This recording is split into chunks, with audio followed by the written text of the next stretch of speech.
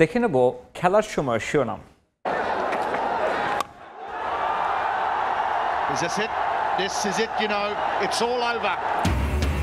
সিরিজের প্রথম টি-20তে পাত্তাই পেল না নেদারল্যান্ডস। লিটন দাসের 50-তে ডাচদের বিপক্ষে 8 উইকেটে ডমিনেটিং উইন লাল সবুজের। বিগ শট খেলতে কাজে লাগছে জুলিয়ান উডের টোটকা, বললেন তাসকিন। মিরপুরের পর সিলেটেও প্লাকার্ড হাতে স্টেডিয়ামে ঢুকতে বাধা সাকিব ভক্তদের। হাত থেকে টান দিয়া ছিঁড়া ফেলানি, এটা আমাদের জন্য, আমরা বাঙালিদের জন্য খুব লজ্জাজনক। উইকেটের মান নষ্ট করায় অভিযোগ ওঠা গামিনীর বিরুদ্ধে কঠোর অবস্থানে বিসিবি। টমি হ্যানিংম্যানের মূল্যায়ন রিপোর্টের উপর ঝুলছে লঙ্কান ক্রিকেটারের ভাগ্য। জমকালো আয়োজনে মুন্সিগঞ্জ থেকে শুরু জাতীয় চ্যাম্পিয়নশিপ। ফুটবলে ইতিবাচক প্রভাবের প্রত্যাশা বাফুফে সভাপতির, সহযোগিতার আশ্বাস ক্রীড়া উপদেষ্টার। এবং ফিফার নিষেধাজ্ঞার বেড়া জালে বসুন্ধরা কিংস। সাবেক কোচ তিতার বেতন পরিশোধ না করায় ট্রান্সফার ব্যান। মৌসুম শুরুর আগে রেজিস্ট্রেশন জটিলতায় ব্রাদার্স।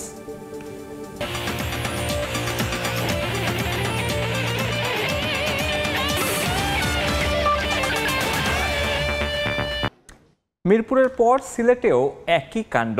অদৃশ্য নির্দেশনায় স্টেডিয়ামে উপেক্ষিত সাকিবিয়ানরা। সাকিবের নাম সম্বলিত প্লাকার্ড হাতে ঢুকতে দেয়া হয়নি ভক্তদের, যদিও নিরাপত্তারক্ষীদের এমন কোনো নির্দেশনা দেয়া হয়নি বলে দাবি করেছেন বিসিবির মিডিয়া কমিটির চেয়ারম্যান ইফতেখার মিঠু। নওশাদ আহমেদ চৌধুরীর ক্যামেরায় তামিম হোসেনের আরও একটা রিপোর্ট। জি, ওখানে বলেছি যে স্বৈরাচারের এগুলা নিয়ে আসবেন কেন, ঢুকতে পারি না, এগুলা টান দিয়ে হাত থেকে টান দিয়ে ছিঁড়া ফেলা নিয়েছে। ওই দেখেন, ওখানে দেখেন অনেকগুলো আছে, দেখেন। মিরপুরের পর সিলেটেও একই চিত্র। সাকিব আল হাসানের নাম লেখা কোনো প্ল্যাকার্ড নিয়ে মাঠে প্রবেশ করতে দেওয়া হচ্ছে না সমর্থকদের, উল্টো সেই ভক্তদের কাঁধে বসানো হচ্ছে নানা ধরনের ট্যাগ। দেশের ক্রিকেটে বহুদিন নেই সাকিব আল হাসান, তবুও ভক্তদের হৃদয়ে গেঁথে আছে তার নাম। কারণ সাকিবকে একজন ক্রিকেটার নন, অনেক ভক্তের কাছে সাকিব মানেই আবেগ। অথচ সেই আবেগ প্রকাশ করতে গেলেই জুটছে বিভিন্ন ধরনের তকমা। কিন্তু মিস্টার 75 জীবনের 17 বছর উজাড় করে দিয়েছেন বাংলাদেশের ক্রিকেটের জন্য। বলছে যে আপনারা স্বৈরাচারের এগুলা নিয়ে ঢুকবেন কেন? ঢুকার সময় বলা হয়েছে যে স্বৈরাচারের ছবি নিয়ে ঢুকা যাবে না। টাকা দিয়ে তো টিকিট কিনছি, তাহলে আমাদের কেন ভিতরে ঢুকানো হচ্ছে না? আরে খেলা শুরু হয়ে গেছে অলরেডি, আমরা কখন যে খেলা দেখব? এটা আমাদের জন্য, আমরা বাঙালিদের জন্য খুব লজ্জাজনক। নিরাপত্তা কর্মীরা বলছেন বোর্ডের ওপর মহলের পক্ষ থেকে এসেছে নির্দেশনা, শুধু সাকিবের নাম লেখা কোনো প্ল্যাকার্ড বা পোস্টার মাঠে নেওয়া যাবে না। কিন্তু বিসিবি কর্তাদের বক্তব্য ভিন্ন। তাদের দাবি বোর্ড থেকে এমন কোনো নির্দেশনাই দেওয়া হয়নি। না, আমি জানি না ভাই, আমি খোঁজ নিয়ে দেখি, সিকিউরিটি এদের খোঁজ নিয়ে দেখি। প্ল্যাকার্ড আটকানো যায়, পোস্টার থামানো যায়, কিন্তু ভক্তদের হৃদয়ে লেখা সাকিবের নাম মুছে ফেলার ক্ষমতা কি আছে? সাকিব আল হাসানের জন্য দেখা গেছে অনেকে প্লে কার্ড নিছে, আবার অনেকে দেখা গেছে যে ওটা ধাক্কা মেরে বের হয়ে দিয়েছে, কারণ ওইটা বলছে যে ওইটা স্বৈরাচারী সরকারের জন্য ওনাকে দেওয়া হবে না, ওইটা গেটে মানে ওই প্লে কার্ডটা নেওয়া যাবে না। এখন যদি সাকিবকে যদি আমরা যদি এইটা যদি মর্যাদা যদি দিতে না পারি আমরা দর্শক বিন্দুর, কারণ সাকিব আল হাসান যা করেছে ওটা তো আমরা বিশ্ব সবাই জানি। তামিম হোসেন, সময় সংবাদ, সিলেট। নেদারল্যান্ডস ম্যাচে দর্শক উন্মাদনা টের পেয়েছে সিলেট আন্তর্জাতিক স্টেডিয়াম। তবে অফলাইনের টিকিট বিক্রি না হওয়ায় ভোগান্তিতে পড়ে মাঠে আসা ক্রিকেট প্রেমীরা। কেউ কেউ অভিযোগ তুলেছে কালোবাজারি নিয়ে। ঘটেছে গেট ভেঙে মাঠে প্রবেশের মতো অনাকাঙ্ক্ষিত ঘটনাও। সিলেট থেকে নওশাদ আহমেদ চৌধুরীর ছবিতে অপু বণিকের রিপোর্ট। এই চিত্র সিলেট আন্তর্জাতিক ক্রিকেট স্টেডিয়ামের মূল গেটের। টিকিট কিনতে মরিয়া দেশের বিভিন্ন প্রান্ত থেকে আসা ক্রিকেট প্রেমীরা। তবে অনলাইনে টিকিট কেনা অনেকের কাছেই সহজ না। অনেক দর্শক আছেন যাদের অনলাইন সম্পর্কে কোনো ধারণাই নাই। এই দুর্বলতার সুযোগ নিচ্ছে কালোবাজারি চক্র। 500 টাকার টিকিট কিনতে দর্শকদের গুনতে হচ্ছে 1,500 থেকে 2,000 টাকা পর্যন্ত, এমন অভিযোগ দর্শকদের। তারা দর্শক আছে, খেলা প্রেমিক মানুষ আছে, তারা আমরা সরাসরি টিকিট পাই না, টিকিটের সিন্ডিকেট চলে। কালোবাজারি হচ্ছে। এখন আমি ভাবি যে অনলাইন থেকে অফলাইনেই টাকা ভালো। 150 টাকা টিকিট আর 500 টাকা চিন্তা করেন কেন 350 টাকা থাকে। ওখান যদি পাই 20টা টিকিট কাটে তাহলে কেন কত টাকা পায়? আমি বিসিবিকে বলবো, অনুরোধ জানাচ্ছি আমরা ক্রিকেট টিকিট প্রেমী, আমরা সিলেটবাসী, আমরা চাচ্ছি যে অনলাইন লোকের অফারে আমরা টিকিটটা যেন পাই। আপনারা যদি অনলাইনে টিকিটটা বিক্রি করেন তাহলে সেটা একটা অ্যাডভাইস দেওয়ার উচিত ছিল। কালোবাজারের টিকিট বিক্রি করা দলের এক সদস্যকে পুলিশে সোপর্দ করে ক্রিকেট প্রেমীরা। 500 টাকার টিকিটটা আপনি কত বিক্রি করতে চাচ্ছেন? আমি এটা না, আমি ভাইয়ের উপর ছেড়ে দিচ্ছি যে ভাই আপনার ছোট ভাইরে কিভাবে উইশ করতে পারবেন। বাংলাদেশ নেদারল্যান্ডস সিরিজের প্রথম দিনই দেখা গেছে চরম অব্যবস্থাপনা। খেলা দেখতে আসা দর্শকদের ঘন্টার পর ঘন্টা টিকিট হাতে নিয়েই গেটের বাইরে অপেক্ষা করতে হয়েছে। সময় মতো মাঠে ঢুকতে না পেরে নানা স্লোগান দিতে থাকেন সমর্থকরা। এক পর্যায়ে ব্যারিকেড টপকে মাঠে প্রবেশ করেন দর্শকরা। সিলেটের এই মাঠটা এটা সুন্দর একটা ভেন্যু, এই ভেন্যুতে কোনো অপ্রীতিকর ঘটনা ঘটা আসলে আমরাও চাই না। আমরা চেষ্টা করি আমাদের ভেন্যুটা সবসময় যেন সুন্দর থাকে। পরে আইনশৃঙ্খলা বাহিনীর হস্তক্ষেপে শান্ত হয় পরিস্থিতি। বাংলাদেশ নেদারল্যান্ডসের এই দ্বিপাক্ষিক সিরিজকে নিয়ে সিলেটে চলছে উন্মাদনা। তবে এই উন্মাদনা ম্লান হচ্ছে অনলাইনে টিকিট বিক্রির কারণে। কারণ অনলাইনে টিকিট কিনতে ব্যাগ পেতে হচ্ছে এখানকার ক্রিকেট প্রেমীরা। তাদের দাবি, যদি 50% টিকিট অফলাইনে বিক্রি করা হয় তাহলে তাদের জন্য এই টিকিট প্রাপ্তিতা অনেকটাই সহজলভ্য হবে। সিলেটের আন্তর্জাতিক ক্রিকেট স্টেডিয়াম থেকে অপু বণিক, সময় সংবাদ। যার ষড়যন্ত্রে প্রথমবার বাংলাদেশ ছাড়তে হয়েছিল টনি হ্যামিংকে, এখন তার হাতেই গামিনী সিলভার ভাগ্য। অস্ট্রেলিয়ান কিউরেটর যোগ্য মনে করলে গামিনীকে দায়িত্বে রাখা হবে, জানিয়েছেন বিসিবি পরিচালক ইফতেখার রহমান মিঠু। ছুটি কাটিয়ে বাংলাদেশে আসা গামিনীকে অপেক্ষা করতে হবে হ্যামিংয়ের মূল্যায়ন রিপোর্টের জন্য। অস্ট্রেলিয়ান কিউরেটর টনি হ্যামিংয়ের আগমনের পর অনেকেই বাংলাদেশের ক্রিকেটে কিউরেটর গামিনী ডিসিলভার এপিটাফ লিখে ফেলেছিলেন। তবে তার বিদায়ী অধ্যায় হয়তো এখনও বাকি আরও কয়েক পাঠ। ছুটি কাটাতে কদিন আগেই শ্রীলঙ্কা গিয়েছিলেন গামিনী। আবারও বাংলাদেশে আসবেন কি আসবেন না তা নিয়ে ছিল শঙ্কা। তবে সব শঙ্কা উড়িয়ে ঠিকই ঢাকায় ফিরেছেন গামিনী, যোগ দিয়েছেন কর্মস্থলে। প্রথম দফায় বাংলাদেশ অধ্যায়টা টনি হ্যামিংয়ের লম্বা হয়নি এই গামিনীর কারণেই। অসি কিউরেটর অভিযোগও তুলেছিলেন গণমাধ্যমে। আমিনুল ইসলাম বুলবুলের দায়িত্ব নেয়ার সঙ্গে পাল্টে গেছে পাশার দান। বিসিবিতে এখন গামিনীর ভবিষ্যৎ পুরোটাই নির্ভর করছে টনি হ্যামিংয়ের উপর। যখন গামিনীর এক্সপায়ার করে গেছিল কন্ট্রাক্ট, তো একটা তো কন্ট্রাক্ট আপনার আরেক বছর এক্সটেন্ড করা হয়েছে, কিন্তু এখন জিনিসটা টনি হ্যামিংসের আন্ডারে একটা, আপনি তো জানেন, ডিফারেন্ট ডিভিশন তৈরি হয়েছে।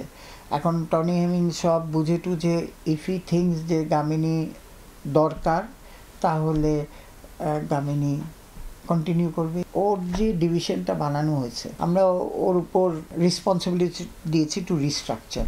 লঙ্কান কিউরেটরের ভাগ্যে কি আছে তা হয়তো জানা যাবে কিছুদিনের মধ্যেই। তবে গামিনীর সঙ্গে পরীক্ষায় বসতে হবে দেশের অন্য ভেন্যুর কিউরেটরদেরও। চালু করা হবে কিউরেটর ট্রেনিং প্রোগ্রাম। সব পুরো ডিভিশনের কে থাকা না থাকা, কে ফিট থাকা না থাকা বলি না, who is fit for the position, let's talk like that, যে সে ওই পজিশনে ফিট নাকি। Let's give him some time, ও রিঅর্গানাইজ করে নিও। এখন তো খেলা চলছে, খেলার সময় তো আপনি আর রিঅর্গানাইজ করেন না, রিঅর্গানাইজ করে নিও। রিঅর্গানাইজ করলে আমরা বুঝতে পারবো। 2010 সাল থেকে মিরপুরের প্রধান কিউরেটর হিসেবে দায়িত্ব পালন করে আসছেন গামিনী ডিসিলভা। সমালোচনা থাকলেও গ্রাউন্ডস কমিটির চেয়ারম্যান মাহবুবুল আনামের পছন্দের হওয়ায় বারবার বেড়েছে তার মেয়াদ। তারেক হাসান শিমুল, সময় সংবাদ, ঢাকা। ইংল্যান্ডের বিপক্ষে 5টি ওয়ানডে খেলতে কাল দেশ ছাড়বে বাংলাদেশ অনূর্ধ্ব 19 ক্রিকেট দল। আসন্ন বিশ্বকাপ বিবেচনায় ইংলিশ কন্ডিশনে খেলার অভিজ্ঞতা কাজে লাগবে বলে মনে করেন অধিনায়ক আজিজুল হাকিম তামিম। বিভিন্ন কন্ডিশনে খেলার মধ্য দিয়ে শুধু যুব বিশ্বকাপ নয়, ভবিষ্যতের জন্য তৈরি হবেন তারা বলে জানিয়েছেন গেম ডেভেলপমেন্টের ম্যানেজার হাবিবুল বাশার সুমন। ইংল্যান্ডে আমরা এক্সপিরিয়েন্স, তো ওখানে গিয়ে কেমন আমরা হয়তো বা এখন আমাদের ওখানে ওয়ার্ল্ড কাপটা নাই, বাট সামনে যখন আমরা ইনশাল্লাহ যাইতে পারি এইচপি বা এসে এই টিমে, তখন আমাদের এক্সপিরিয়েন্সটা কাজে লাগবে। এই জন্য প্রত্যেকটা ছেলের ড্রিম থাকে যে লর্ডসে খেলার, সো আমরা ওইভাবে যদি থাকে তাহলে ইনশাল্লাহ যাবো ওখানে। আর ইংল্যান্ডের প্লেয়ার তো অনেকেই আছে যে আমার ফেভারিট, বাট অবশ্যই জুড়ে কী হয় আপনার বেন স্টোকসে দেখা যাচ্ছে। এরা সবাই আমাদের ফিউচার প্লেয়ার, সো ওরা আন্ডার-19 পরেও কীভাবে আরও উপরে পর্যায়ে যেতে পারে সেইভাবেই কিন্তু আসলে আমাদের মূল লক্ষ্য। World cup important definitely, but আমাদের লক্ষ্য শুধু ওয়ার্ল্ড কাপ নিয়ে না। আপনারা যদি দেখেন ওরা বিভিন্ন কন্ডিশনে খেলছে, ওরা শ্রীলঙ্কায় খেলে এসেছে, তারপরে সাউথ আফ্রিকায় গিয়েছে, তারপর জিম্বাবুয়ে গিয়েছে, এখন ইংল্যান্ড যাচ্ছে, তারপরে ঘরের মাটিতে আবার আফগানিস্তানের সাথে খেলবে, ভিন্ন ভিন্ন কন্ডিশনে খেলছে। তো আমরা আসলে চেষ্টা করছি তাদের সব ধরনের কন্ডিশনে অভ্যস্ত করার জন্য। জমকালো আয়োজনে 4 বছর পর মাঠে গড়ালো জাতীয় চ্যাম্পিয়নশিপ। উদ্বোধনী ম্যাচে মাদারীপুর জেলাকে 2-1 গোলে হারিয়ে শুভ সূচনা করে মুন্সিগঞ্জ। এই আয়োজনের ইতিবাচক প্রভাব পড়বে বলে আশা ব্যক্ত করেন ক্রীড়া উপদেষ্টা নাসির উদ্দিন উজ্জ্বলের রিপোর্ট। ছবি তুলেছেন আবু সাইদ। 4 বছর পর আবার মাঠে গড়ালো জাতীয় চ্যাম্পিয়নশিপ ফুটবল। এবার সারা দেশের এই ফুটবল উন্মাদনার যাত্রা শুরু হলো মুন্সিগঞ্জ থেকে, তাই ছিল বিশেষ আয়োজন। মুন্সিগঞ্জ জেলা স্টেডিয়ামে উদ্বোধনী ম্যাচে মাদারীপুরের মুখোমুখি হয় স্বাগতিকরা। তীব্র প্রতিদ্বন্দ্বিতাপূর্ণ লড়াই শেষে 2-1 গোলে জয় তুলে নিয়ে জাতীয় চ্যাম্পিয়নশিপে শুভ সূচনা করে মুন্সিগঞ্জ। খেলাটা খুবই সুন্দর ছিল, অনেক মজা লেগেছে। আমাদের জেলাটা জিতছে, অনেক আমার ভালো লাগছে। আমাদের জেলার জন্য শুভকামনা রইল। অনেক দর্শকের উপস্থিতি এবং খুবই আনন্দিত লাগছে। দোনোজনের খেলাই ভালো হয়েছে। মুন্সিগঞ্জে দীর্ঘদিন পরে এত বড় একটা জাতীয় লিগের 64টা জেলার উদ্বোধন অনুষ্ঠান, এটা মুন্সিগঞ্জবাসীর জন্য একটা গর্বের বিষয়। বেশ জমকালোভাবেই শুরু হয় জাতীয় চ্যাম্পিয়নশিপ। এতে প্রধান অতিথি ছিলেন যুব ও ক্রীড়া উপদেষ্টা আসিফ মাহমুদ সজীব ভুঁইয়া। টুর্নামেন্টের উদ্বোধন করেন বাফুফের সভাপতি তাবিত আউয়াল। ফুটবলটাকে একটা নতুনভাবে আমরা ঢেলে সাজাতে সক্ষম হয়েছি। আজকে তারুণ্য উৎসবের আন্ডারে, ব্যানারে বা যাই বলেন, বাংলাদেশ ফুটবল ফেডারেশনের নবনির্বাচিত কমিটির উদ্যোগে আবার কিন্তু inter district home and away national চ্যাম্পিয়নশিপটা শুরু হতে যাচ্ছে। আমরা চেষ্টা করব যে এরকম খেলার জন্য খালি বছরে একবার না, পুরো বছরই কোনো না কোনো টুর্নামেন্টে ডিস্ট্রিক্ট যেটা অংশগ্রহণ করতে পারে। এই যে নিয়মিত টুর্নামেন্টগুলো হওয়ার মাধ্যমে এই টুর্নামেন্টটা প্রত্যেকটি জেলায় হোম অ্যান্ড অ্যাওয়ে ভিত্তিতে ম্যাচ হবে। তাহলে এই প্রত্যেকটি জেলায় ম্যাচ হওয়ার কারণে আপনি দেখবেন যে এই মাঠটারও কিছু পরিচর্যা হয়েছে। এই যে নিয়মিত খেলা না হলে মাঠগুলো এক ধরনের পরিত্যক্ত জায়গায় পরিণত হয়। তো নিয়মিত খেলাধুলার মাধ্যমে রুটিন যেই ক্যালেন্ডার আছে যুব ক্রীড়া মন্ত্রণালয়ের, বাফুফের, বিসিবির এবং অন্যান্য ফেডারেশনগুলোর সেই ক্যালেন্ডার ফলো করার মাধ্যমে আমি মনে করি যে আমাদের যেই সীমিত রিসোর্স আছে সেটা সর্বোচ্চ ইউটিলাইজেশন হবে। তারুণ্যের উৎসবের অংশ হিসেবে যুব ও ক্রীড়া মন্ত্রণালয় এবং বাফুফে যৌথ উদ্যোগে এই আয়োজন। এই লম্বা লড়াই ফাইনালের মধ্য দিয়ে শেষ হবে নভেম্বরের শেষ সপ্তাহে। নাসির উদ্দিন উজ্জ্বল, সময় সংবাদ, মুন্সিগঞ্জ। ফিফার নিষেধাজ্ঞায় পড়ল বাংলাদেশের ক্লাব বসুন্ধরা কিংস। সাবেক কোচ তিতের বেতন পরিশোধ না করায় কিংসের ওপর ট্রান্সফার নিষেধাজ্ঞা দিয়েছে ফুটবলের নিয়ন্ত্রক সংস্থা। এতে আগামী 3টি দল বদলে নতুন কোনো ফুটবলার অন্তর্ভুক্ত করতে পারবে না কিংস। দেশের ফুটবলে সুনাম রয়েছে বসুন্ধরা কিংসের। পেশাদারিত্বের কারণে ঘরোয়া ফুটবলে খুব দ্রুতই সবার নজর কেড়েছে ক্লাবটি। বসুন্ধরা কিংসই দেশের একমাত্র ক্লাব যাদের রয়েছে নিজস্ব স্টেডিয়াম সহ আন্তর্জাতিক মানের ফ্যাসিলিটি। দেশ বিদেশের তারকা ফুটবলার সহ বিদেশি কোচও রয়েছে তাদের। বাংলাদেশ প্রিমিয়ার লিগের শেষ 7 মৌসুমের 5টি শিরোপাই জিতেছে কিংস। এএফসি চ্যালেঞ্জ লিগেও বাংলাদেশের প্রতিনিধিত্ব করছে তারা। তবে সময়ের সঙ্গে মুদ্রার উল্টো পিঠ দেখতে শুরু করেছে কিংস সমর্থকরা। বেশ কদিন ধরেই ফুটবলের নেতিবাচক আলোচনায় বসুন্ধরা কিংস। সম্প্রতি জাতীয় দলের ফুটবলারদের ছাড়া নিয়ে গড়িমসি করে ক্লাবটি। তাই কিংসের ফুটবলারদের ছাড়াই অনুশীলন চালিয়ে যাচ্ছেন হাবিয়ের কাবরেরা। এছাড়া গেল প্রিমিয়ার লিগের শিরোপা হাতছাড়া হওয়ায় কোচ তিতেকে বরখাস্ত করে বসুন্ধরা। পাওনা অর্থ না পাওয়ায় ফিফায় অভিযোগ করেন রোমানিয়ান এই কোচ। তার অভিযোগের জবাবের জন্য বসুন্ধরা কিংসকে সময় বেঁধে দিয়েছিল বিশ্ব ফুটবলের নিয়ন্ত্রক সংস্থা। সময় পেরিয়ে যাওয়ার পরও তিতের পাওনা পরিশোধ না করায় এবার কিংসের দলবদলে নিষেধাজ্ঞা দিয়েছে ফিফা।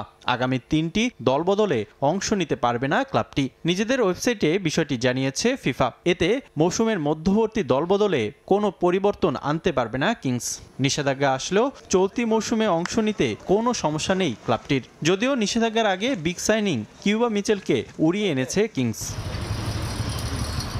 দলবদলের নিষেধাজ্ঞা দেশের ফুটবলে নতুন কোনো ঘটনা নয়। বাংলাদেশে মোট 5টি নিষেধাজ্ঞার ঘটনা রয়েছে, যার মধ্যে 3টি শেখ জামাল ধানমন্ডি ক্লাবের। এছাড়া দেশের আরেকটি ক্লাব ফকিরেরপুল ইয়ং মেন্স গত মৌসুমে এক বিদেশি ফুটবলের অর্থ পরিশোধ না করায় ফিফার ট্রান্সফার নিষেধাজ্ঞায় পড়েছিল। রিফাতুল ইসলাম মিরন, সময় সংবাদ। ঘরোয়া ফুটবলের নতুন মৌসুম শুরুর আগে ফুটবলারদের রেজিস্ট্রেশন জটিলতায় ব্রাদার্স ইউনিয়ন। এলিটা কিংসলে সহ 4 ফুটবলারের নিবন্ধন সম্পন্ন করতে না পারায় বিপিএল এর প্রথম লেগে এই খেলোয়াড়দের মাঠে নামাতে পারবে না তারা। এ অবস্থায় নিজেদের দায় স্বীকার করে নিয়েছে ব্রাদার্স। ঘরোয়া ফুটবল শুরু হতে আর মাত্র কয়েকদিনের অপেক্ষা। আগামী 15 সেপ্টেম্বর চ্যালেঞ্জ কাপ দিয়ে মাঠে গড়াবে নিউ সিজন। এর 4 দিন পর অর্থাৎ 19 সেপ্টেম্বর শুরু হওয়ার কথা বাংলাদেশ প্রিমিয়ার লিগ ফুটবল। তবে এর আগে নতুন জটিলতায় ব্রাদার্স ইউনিয়ন। ঘরোয়া ফুটবলের জন্য দেশি কিংবা বিদেশি ফুটবলারদের রেজিস্ট্রেশন আগে ফুটবল ফেডারেশনের মাধ্যমে করা হলেও এবারে ক্লাবগুলো নিজ দায়িত্বে ফিফার ওয়েবসাইটে সম্পন্ন করেছে নিবন্ধন কার্যক্রম, যার জন্য প্রতিটি ক্লাব থেকে একজন করে প্রতিনিধিকে ট্রেনিংও দিয়েছে বাফুফে। কিন্তু এবার সে প্রক্রিয়ায় নিবন্ধন সম্পন্ন করতে গিয়ে বিপত্তি বাঁধিয়েছে ব্রাদার্স ইউনিয়ন। লিগ শুরু হতে বেশি দিন বাকি না থাকলেও ব্রাদার্সের অন্যতম গুরুত্বপূর্ণ ফুটবলার এলিটা কিংসলে সহ আরও 4 জন ফুটবলারের রেজিস্ট্রেশনই সম্পন্ন করতে পারেনি ক্লাবটি। এই 5 ফুটবলারের নিবন্ধন সম্পন্ন না হওয়ায় নতুন মৌসুমের প্রথম লেগে তাদের পাওয়া নিয়ে তৈরি হয়েছে জটিলতা। দায়িত্বে অবহেলায় ক্লাব নিজেদের দায় স্বীকার করে নিলেও ফেডারেশনের কর্মকাণ্ডেও আঙুল তুলল ব্রাদার্স। এই 5 জন আমাদের প্ল্যানিংয়ের বাইরে ছিল না। তো আমাদের যে কাজটা যে করে, যেহেতু সেই এই ওয়ার্কশপে জয়েন করেছিল, যেটুকু শিক্ষা গ্রহণ করেছে সেখানে আমি মনে করি সে পুরোপুরি করতে পারেনি, ব্যর্থ হয়েছে। সে কারণেই এই ব্যর্থতা আমাদের নিতেই হবে। আমরা কিন্তু এখন পর্যন্ত কোনো ফেডারেশন থেকে চিঠি পাইনি, এটা সবচেয়ে দুঃখজনক ব্যাপার। ক্লাবের হয়ে নিউ সিজনে মাঠে নামার সব ধরনের প্রস্তুতি নিচ্ছেন এলিটা কিংসলে সহ বাকিরা। তবে রেজিস্ট্রেশন জটিলতার কথা ভুলক্রমেও জানেন না এই striker. No, I'm not aware about this. I'm hearing from you. I also heard, but officially I've not heard anything from my club yet. Right now, I can't say anything like I told you, so I don't know what to say. I cannot comment what I have not heard officially. My team manager have not told me anything yet, so until he inform me officially, then I can be able to talk to press. এদিকে ফুটবলারদের নিবন্ধন জটিলতা থাকলেও তাদের অনুশীলন ও বেতন ভাতা নিয়ে কোনো অনিশ্চয়তার সম্ভাবনা নেই বলে জানান ম্যানেজার আমির খান। আমরা যে প্লেয়ারদেরকে নিয়েছি, হয়তো আপনারা তাদের লিস্টে দেখবেন, তারা কিন্তু আমাদের সাথে কন্টিনিউই থাকবে। আমরা আশেপাশে আরও 3-4টা টিম নিয়ে আমরা পরিচালনা করি। সেখানে আমার মনে হয় না যে এই টিমের এই প্লেয়ারদেরকে নিয়ে আমাদের কারো কোনো সমস্যা হবে। স্যালারি বলেন, তাদের পারফরমেন্স বলেন, তারা আমাদের সাথে কন্টিনিউ করবে। আমরা ভুল করেছি সেটা আসতেছে, কিন্তু ব্রাদার্সের নামটা যে অনেকের মাথা থেকে ভুলে গেছিল যে ব্রাদার্স আছে আর কি। ইতিমধ্যেই নতুন মৌসুমের জন্য অনুশীলন শুরু করেছে ব্রাদার্স ইউনিয়ন। তাজিন খন্দকার, সময় সংবাদ, ঢাকা। লা লিগায় রাতে মাঠে নামছে Spanish giant Real Madrid. Los ব্লাঙ্কোদের প্রতিপক্ষ মায়োর্কা। সান্তিয়াগো বার্নাবুতে ম্যাচ শুরু রাত 1:30টায়। এদিকে লিগ 1-এ রাতে তুলুসের বিপক্ষে মাঠে নামবে ফরাসি চ্যাম্পিয়ন পিএসজি। লা লিগায় শুরুর ম্যাচটা প্রত্যাশিত হয়নি রিয়াল মাদ্রিদের। ওসাসুনার বিপক্ষে কষ্টার্জিত জয় পাওয়ার পর দ্বিতীয় ম্যাচে নিজেদের শক্তিমত্তা দেখায় স্প্যানিশ জায়ান্টরা। রিয়াল ওবেইদাকে 3-0 গোলে হারায় মাদ্রিদ। 2 ম্যাচ পার হলেও এখনও রিয়ালের টিম কম্বিনেশন চূড়ান্ত করতে পারেননি শাভি আলোনসো। সবশেষ ম্যাচে শুরুর একাদশে সুযোগ পাননি ভিনিসিয়াস জুনিয়র। তার পরিবর্তে মাঠে নেমেও আস্থার প্রতিদান দিতে পারেননি রদ্রিগো। বরং বদলি নেমে 1 গোল ও অ্যাসিস্টে নিশ্চিতভাবে মায়োর্কার বিপক্ষে মাদ্রিদের শুরুর একাদশে জায়গা পাকাপোক্ত করে নেন ভিনি। সান্তিয়াগো বার্নাবুতে এদিন একাদশে আসতে পারে আরও একটি পরিবর্তন। সেন্টার ব্যাক অ্যান্টোনিও রুডিগারের পরিবর্তে সুযোগ পেতে পারেন এডার মিলিতাও। দানি কারভাহাল ফেরায় শুরুর একাদশে এদিনও সুযোগ না পাওয়ার সম্ভাবনাই বেশি রাইট ব্যাক ট্রেন্ট আলেকজান্ডার আর্নল্ডের।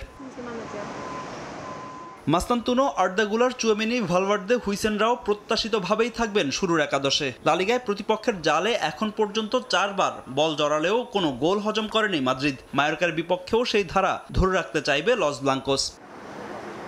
দুর্দান্ত ছন্দে আছেন রিয়াল ফরওয়ার্ড কিলিয়ান এমবাপে। লা লিগার শেষ 2 ম্যাচে 3 গোল করেছেন এই ফরাসি স্ট্রাইকার। তার সঙ্গে ভিনিসিয়াস জুনিয়রের দারুণ কম্বিনেশন নিশ্চিতভাবেই ভোগাবে মায়োর্কার ডিফেন্স লাইনকে। পরিসংখ্যানও কথা বলছে রিয়ালের পক্ষে। মায়োর্কার বিপক্ষে সবশেষ 5 ম্যাচে হারের মুখ দেখেনি অল হোয়াইট।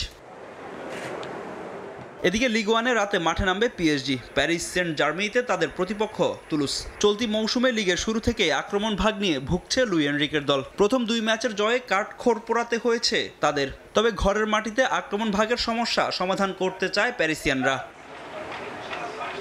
অবশ্য তুলুসের বিপক্ষে পরিসংখ্যান স্বস্তি দিচ্ছে না পিএসজি বসকে। সবশেষ 3 দেখার 2টিতে জিতলেও এক ম্যাচ বড় ব্যবধানে হেরেছে পিএসজি। তাই ম্যাচের আগে বাড়তি সতর্ক লুই এনরিকে, কোনোভাবেই হার দেখতে চান না তিনি।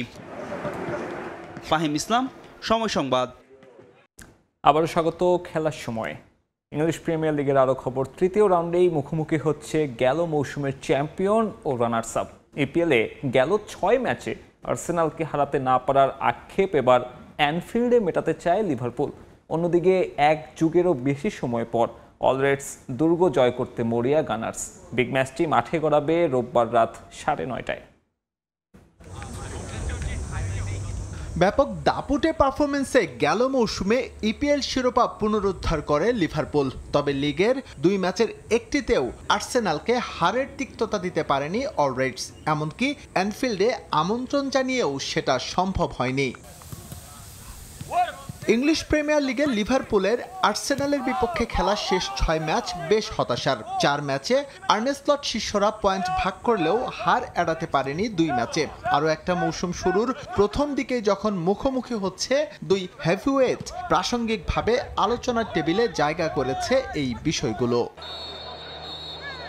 পরিসংখ্যানের সুতো লম্বা করলে অবশ্য ধূসর অতীত বেরিয়ে আসবে আর্সেনালের। অ্যানফিল্ডে এসে গানার্স সবশেষ জয় পেয়েছিল 13 বছর আগে। এরপর খেলা 12 ম্যাচের 7টিতেই জুটেছে হারের তিক্ততা, যদিও অতীত নিয়ে পড়ে নেই দু দলের কেউই।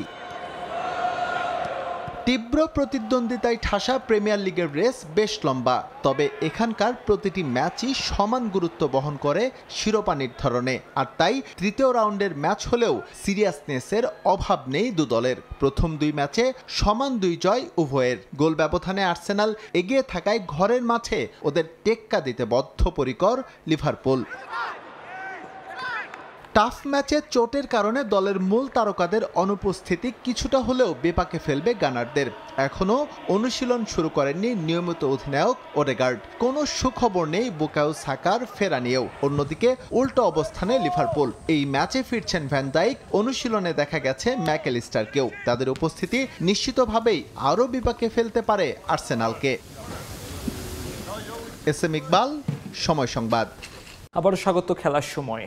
বিশ্বের সবচেয়ে ধনী ক্রিকেট বোর্ড এবার অর্থ বাঁচাতে ভাঙতে যাচ্ছে নিজেদের পুরনো রীতি। বৈশ্বিক আসর খেলতে যাবার আগে প্রথমবারের মতো একত্রিত হচ্ছে না মেন ইন ব্লু, বরং ক্রিকেটাররা আরব আমিরাতের উদ্দেশ্যে উড়াল দেবেন নিজ নিজ শহর থেকে। বৈশ্বিক আসর খেলতে যাবার আগে ক্রিকেটাররা একত্রিত হবেন। অফিসিয়াল ফটো সেশন হবে। টুর্নামেন্টে নিজেদের লক্ষ্যের কথাও জানাবেন গণমাধ্যমে। শুধু ক্রিকেট নয়, প্রায় সব ইভেন্টেই এগুলো অলিখিত এক নিয়ম। ব্যতিক্রম নয় টিম ইন্ডিয়াও। একটা সময় পর্যন্ত মেন ইন ব্লুরা একত্রিত হতো দিল্লিতে। এরপর মুম্বাই থেকেই একত্রিত হয়ে দেশ ছাড়ার রীতি ভারতীয়দের। পুরনো সে রীতি ভাঙতে যাচ্ছে মেন ইন ব্লু। আর্থিক সংকটে এবার আর দলগতভাবে এশিয়া কাপের উদ্দেশ্যে দেশ ছাড়বে না সূর্যকুমার যাদবরা, বরং স্কোয়াডে থাকা ক্রিকেটাররা আরব আমিরাতে যাবে নিজ নিজ শহর থেকে। বিশ্বের সবচেয়ে ধনাঢ্য ক্রিকেট বোর্ড কেন ভাঙতে যাচ্ছে নিজেদের পুরনো রীতি? কারণটা আর্থিক। টাকা বাঁচাতেই ক্রিকেটারদের নিজ নিজ শহর থেকে দুবাই যাবার নির্দেশনা দিয়েছে বিসিসিআই। মুম্বাই থেকে সকলকে পাঠাতে হলে প্রথমে ক্রিকেটারদের এখানে আসতে হতো। সেক্ষেত্রে খেলার সরঞ্জাম বয়ে নিয়ে যাওয়ার খরচ এবং ক্রিকেটারদের টিকিটের খরচ 2 বার করে দিতে হতো। তাই এবার সব ক্রিকেটাররা নিজ নিজ শহর থেকে আলাদা আলাদাভাবে যাবেন। বিসিসিআইয়ের এমন আর্থিক সংকটের একটা কারণ স্পন্সর না থাকা। ড্রিম 11-এর সঙ্গে চুক্তি বাতিলের পর এখনও নতুন পৃষ্ঠপোষক খুঁজে পায়নি মেন ইন ব্লু। 2025 থেকে 28 3 বছরের জন্য 452 কোটি রুপি চায় বিসিসিআই। দ্বিপাক্ষিক সিরিজের ম্যাচ প্রতি 3.5 কোটি, আর আইসিসি কিংবা এসিসি ইভেন্টের ম্যাচ প্রতি 1.5 কোটি। তবে এশিয়া কাপের আগে এই স্বল্প সময়ে এমন চুক্তি করা কঠিন। এশিয়া কাপে জার্সির সামনের অংশে তাই কোনো ধরনের স্পন্সর ছাড়াই খেলতে হবে সূর্যকুমার বুমরাদের। 4 সেপ্টেম্বর সন্ধ্যায় ক্রিকেটাররা দুবাই পৌঁছাবে। 5 সেপ্টেম্বর আইসিসি একাডেমিতে প্রথম অনুশীলন। 10 সেপ্টেম্বর আরব আমিরাতের বিপক্ষে দুবাইয়ে প্রথম ম্যাচ খেলবে ডিফেন্ডিং চ্যাম্পিয়নরা। সাব্বির মিথুন, সময় সংবাদ। আবারও স্বাগত খেলার সময়। রয়্যাল চ্যালেঞ্জার্স বেঙ্গালুরুর ট্রফি প্যারেডে পদদলিত হয়ে নিহত 11 জনের পরিবারকে আর্থিক সহযোগিতার ঘোষণা দিয়েছে ফ্র্যাঞ্চাইজিটি। প্রত্যেক পরিবারকে 25 লাখ রুপি আর্থিক সাহায্য দেওয়া হবে বলে আনুষ্ঠানিকভাবে জানায় কর্তৃপক্ষ। এক বিবৃতি দিয়ে বিষয়টি নিশ্চিত করে আরসিবি। সামাজিক যোগাযোগ মাধ্যমে এক পোস্ট করে সেখানে উল্লেখ করে এই শূন্যস্থান পূরণ করা সম্ভব নয়, তবে তাদের পরিবারের পাশে দাঁড়ানোর সব চেষ্টা করবে আরসিবি কর্তৃপক্ষ। একটা ট্রফি প্যারেড মুহূর্তেই পরিণত হয় বিষাদে। ক্যারিয়ারের সায়াহ্নে এসে প্রথমবারের মতো আইপিএলে রয়্যাল চ্যালেঞ্জার্স বেঙ্গালুরুর হয়ে একটা ট্রফি জেতেন বিরাট কোহলি। সেই আনন্দই উদযাপন করতে চেয়েছিলেন ভক্তদের সঙ্গে, কিন্তু সে আনন্দযাত্রা যে এভাবে মৃত্যুর কারণ হয়ে দাঁড়াবে তা কে জানত। আরসিবির ট্রফি প্যারেড পরিণত হয় জনসমুদ্রে। পদদলিত হয়ে মারা যান 11 জন, আহত হন অনেকে। এ ঘটনা গড়ায় আদালতে। তদন্ত কার্যক্রম এখনও চলছে। ক্রিকেটার, ক্লাব কর্মকর্তা সহ কর্ণাটক ক্রিকেট অ্যাসোসিয়েশনকে জবাবদিহিতার আওতায়ও আনেন আদালত। প্রশাসনের কোনো গাফিলতি আছে কিনা তাও খতিয়ে দেখা হচ্ছে। কেন এত অল্প সময়ের ঘোষণায় এত বড় ট্রফি প্যারেডের আয়োজন করা হলো তা নিয়ে চলছে চুলচেরা বিশ্লেষণ।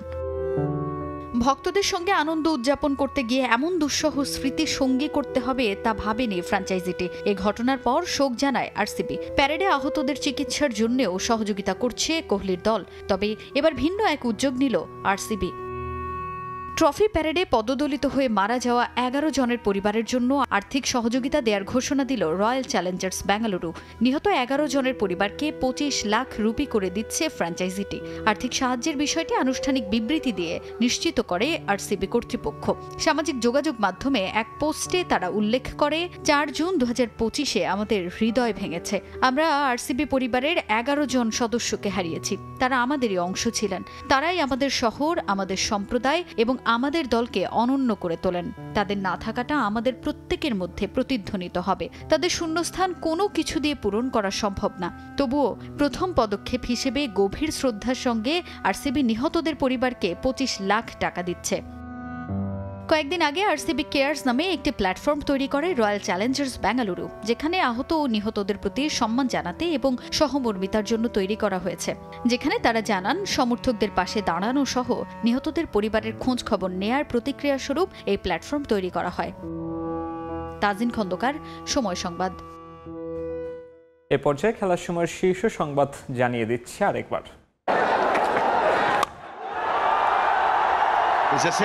This is it, you know, it's all over. সিরিজের প্রথম টি-20-তে পাত্তাই পেল না নেদারল্যান্ডস। লিটন দাসের 50-তে ডাচদের বিপক্ষে 8 উইকেটের ডমিনেটিং উইন লাল সবুজের। বিগ শট খেলতে কাজে লাগছে জুলিয়ান উডের টোটকা, বললেন তাসকিন। মিরপুরের পর সিলেটেও প্ল্যাকার্ড হাতে স্টেডিয়ামে ঢুকতে বাধা সাকিব ভক্তদের। হাত থেকে টান দিয়া ছিঁড়া ফেলানি, এটা আমাদের জন্য, আমরা বাঙালিদের জন্য খুব লজ্জাজনক। এবং ফিফার নিষেধাজ্ঞার বেড়াজালে বসুন্ধরা কিংস। সাবেক কোচ তিতের বেতন পরিশোধ না করায় ট্রান্সফার ব্যান। মৌসুম শুরুর আগে রেজিস্ট্রেশন জটিলতায় ব্রাদার্স।